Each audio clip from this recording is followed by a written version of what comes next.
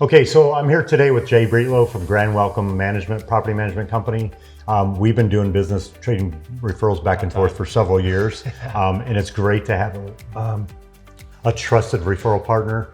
Obviously, you have other realtors, I have other property managers, but there's some that I rely on. Certain customers need certain hand-holding, and some are just like whoever will work. So, we probably get a lot of the same questions, some of them I don't feel comfortable asking or answering.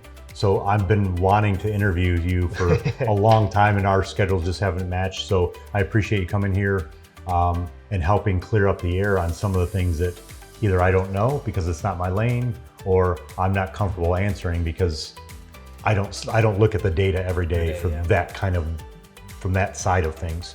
So I guess we'll just jump right into it, right? So again, I'm here on my YouTube channel. I know you have a YouTube channel as well. And sometimes we get the same questions. Mm-hmm. What do I do? How much is the rates? Yep. How much do I charge? What happens if? Yeah. So those are the big things that I get. And again, some of them I feel comfortable asking. So tell me a little bit about how you operate. Are there contracts? Is there the same rate for no matter what size home you have, or is it a condo, single family, what community it's in? Are there different angles from that? Yeah, so the first thing that I always say is if someone's looking and they're shopping, like, where do I start? And the best advice I can give them is you have to hook up with Shawn, or a version of Shawn. Sure. Because your best real estate deal will be your best short-term rental deal. You make money on the entry, you don't make it on the exit. So it's really important that you get the first piece right.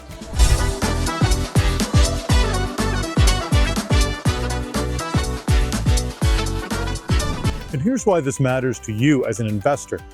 I get calls from people every week who have already bought a place before they talk to anyone. They saw a pretty pool, ran the math on a napkin, and pulled the trigger. And now they're underwater because the entry price was wrong from the start. Before you ever talk to a property manager, talk to a real estate agent who actually knows this market. Now, if you come to me with a home, that's a different conversation, but you really want to make sure that you get the right property for you and the right agent to make sure that you have a good deal. Because if you don't, and your comps are off, or you're never going to make money. That's right. the biggest like first thing. And I can sit here and have 2-hour-long conversations with people. We could just chat all day. But the reality is, if you don't have Shawn to say, look, this house does not give you the value that this one does, because all of the rents for the most part are baked in. The previous owner knew exactly what they were getting. Mm-hmm. And historically, it could be years, and it could be trends going down. It could be leveling off, or it could be moving up. For the most part, we're seeing a long cycle of even. And so if you say, look, I want to get this house in Story Lake, is that where I'm going to get the most amount of money? Yeah, you are. Like that, generally speaking, Shawn. Okay. Like Story Lake is going to be your winner, but okay. You see that baked in the prices too. Right. So does that make that a winner for you? Well, maybe not. This is someone who's green. They're just looking to get top dollar. Just put it on. They've got it 50,000 above. They know it's going to rake versus a house in an older place. Let's say Windsor West Side, which is a great community. Yep. It offers a lot of good value right now, but you're not going to get that top line number on the collections. Okay. So you really need to make sure that you get that right from a value perspective on the real estate side. And then we go back and we want to make sure that the revenue numbers are going to line up with what they want to do. So there's a little dance that goes in there, but you can hand me any kind of house and it's not necessarily going to turn a deal for them based on that entry point. Right. And sometimes one of the first questions I have for people is, how are you going to use it?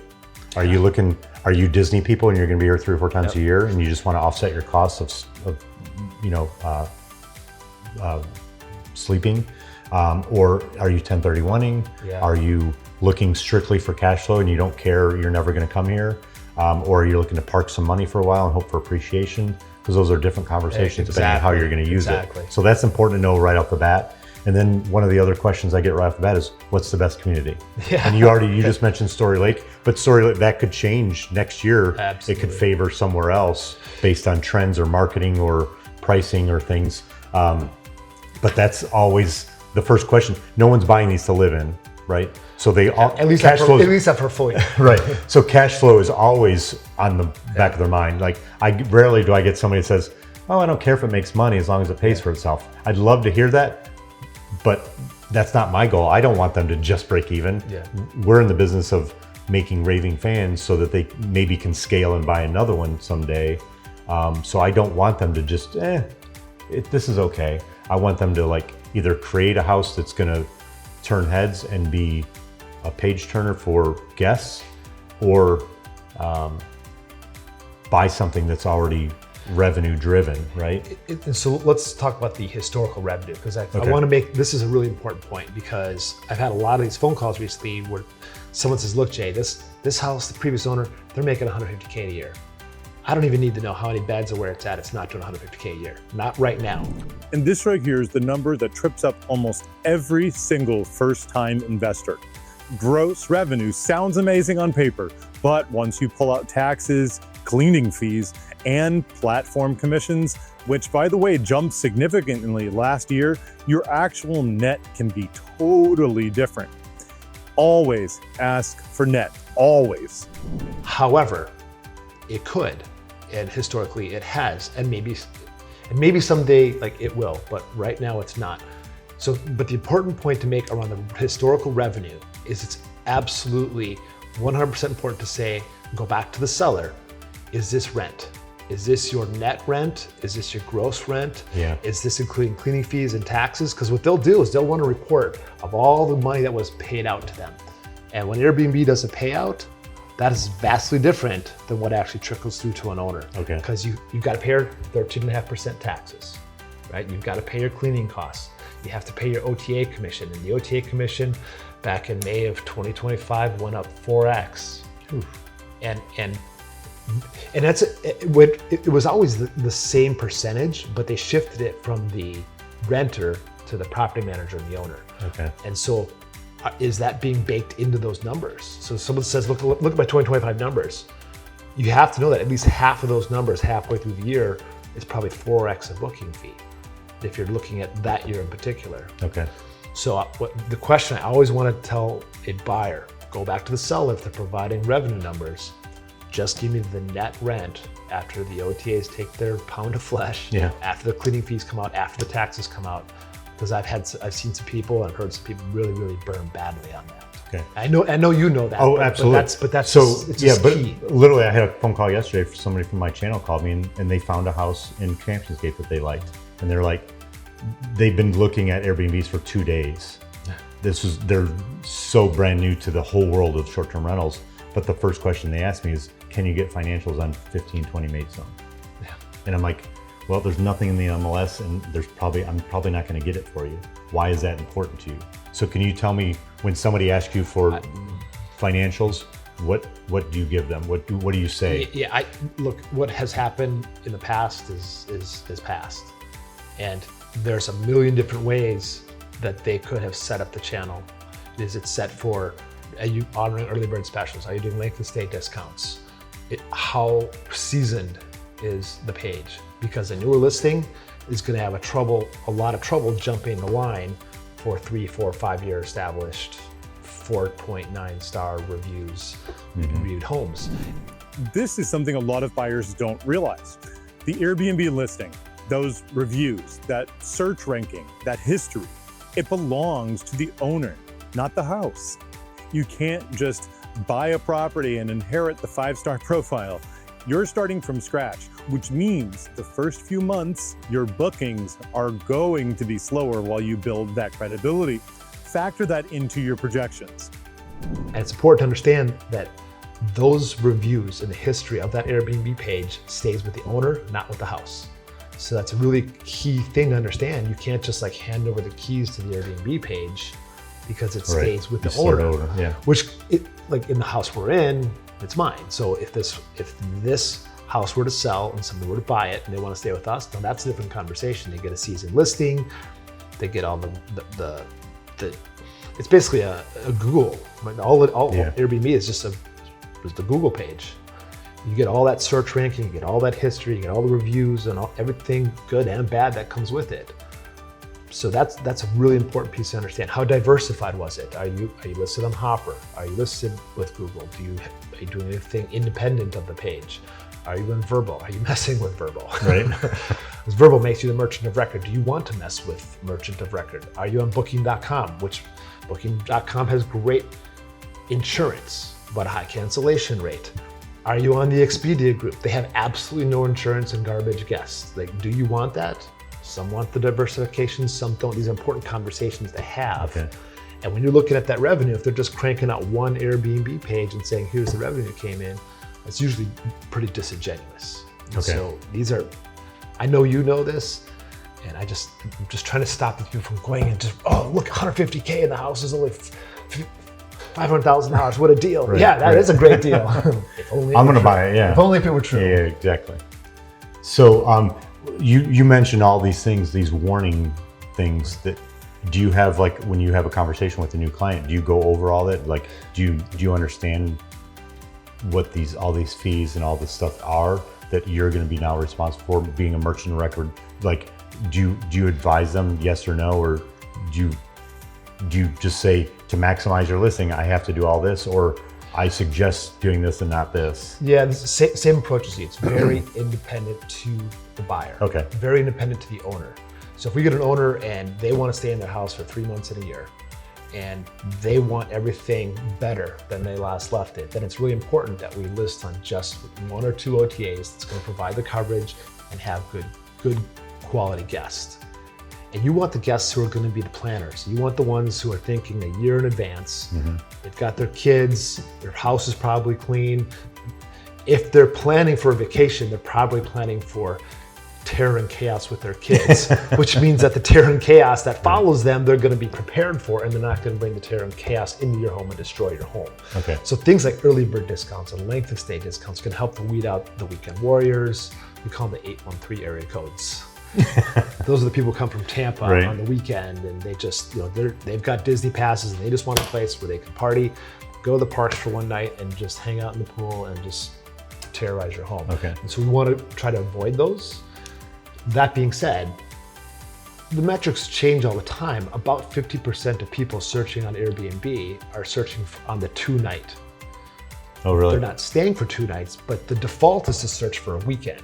Right. So if you at least are not offering a 2-night gap fill anywhere in the calendar, it can be 3 years or it can be 18 months, 2 years, 2 calendar years from today. As long as you have a 2-night gap fill somewhere, you'll meet that criteria of I'm flexible and searching on a 2-night weekend. That's a great tip. And so if you're just like, look, I just want 5 nights only, you're going to be in a world of hurt. But usually those owners don't care about the revenue, they care about the clientele coming in. So this is just an important distinction to make. What is your goal? And depending on your goal, then we go back and we work the OTAs, we work the dynamic pricing. Do you want to put a minimum on your home? These are all things that can hurt or help your home's profitability, or more importantly, your goals. Okay. Are there some communities that are more marketable? Because this is something, and again, in my head, this is the way it works, but it's not my business. So my thought is, and again, I'm not saying it's better or worse, but just say Champions Gate. It's probably got the most homes of any community, correct? Certainly with their additions. Right. So in my mind, when I go to book a hotel or an airline, it says 1,300 people just booked this place. Yeah. So does Airbnb and VRBO and those, do they kind of, the algorithm lead you to the places that get booked more? And since Champions Gate has more homes, it gets booked more, so they push you there? Or do they push you towards the best rate? Or do you know how algorithms kind of, why some communities do better than others?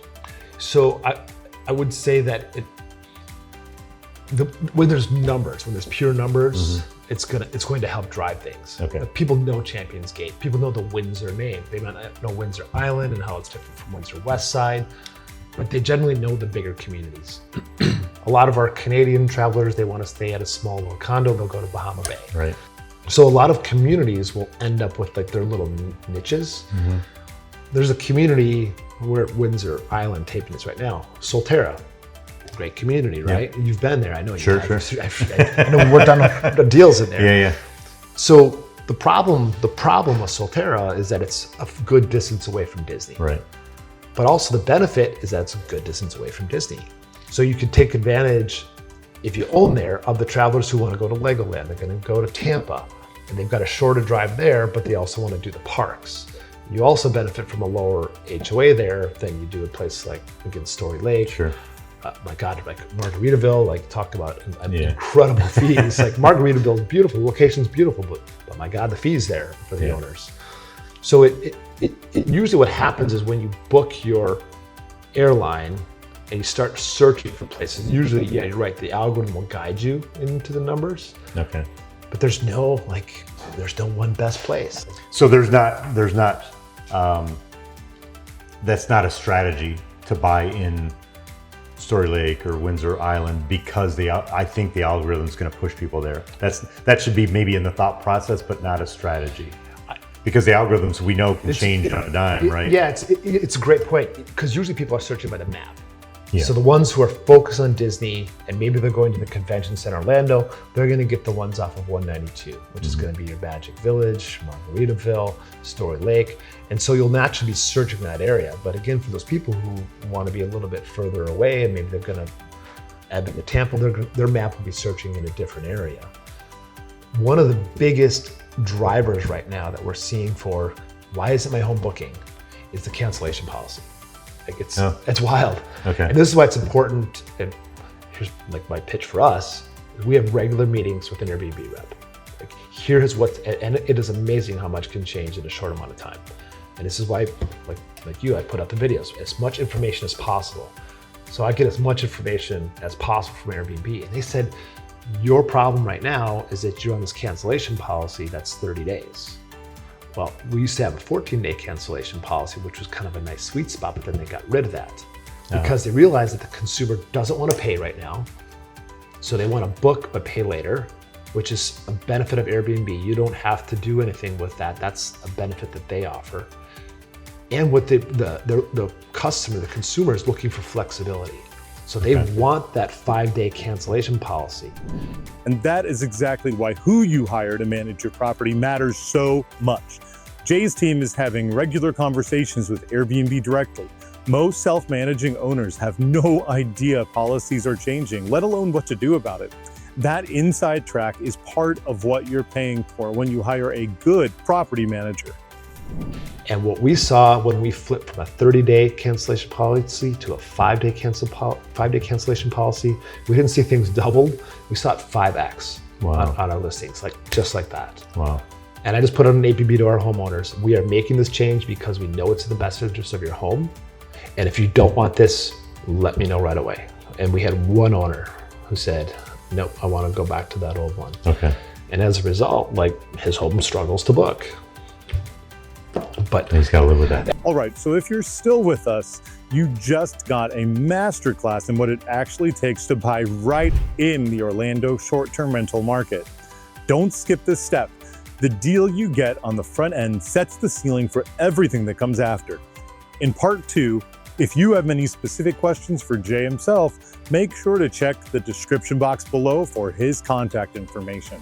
Jay and I are going to break down what happens once you own the property, the day-to-day, the guest situation, the stuff that keeps owners up at night. Make sure you're subscribed so you don't miss it. I mean, but who would have thought? Yeah. That's just the buying side. And if you thought that was eye-opening, wait until you hear what goes on once you actually own the place. Like I said, in part 2, Jay is pulling back the curtain on what property managers actually do for you day to day. The cancellation policy change, that 5 times booking overnight, how they handle guests, the photo system that protects you from false claims, and why this is not the passive income most people think it is. So subscribe to see part 2 when it's on the channel. And of course, as always, all this information is on the house.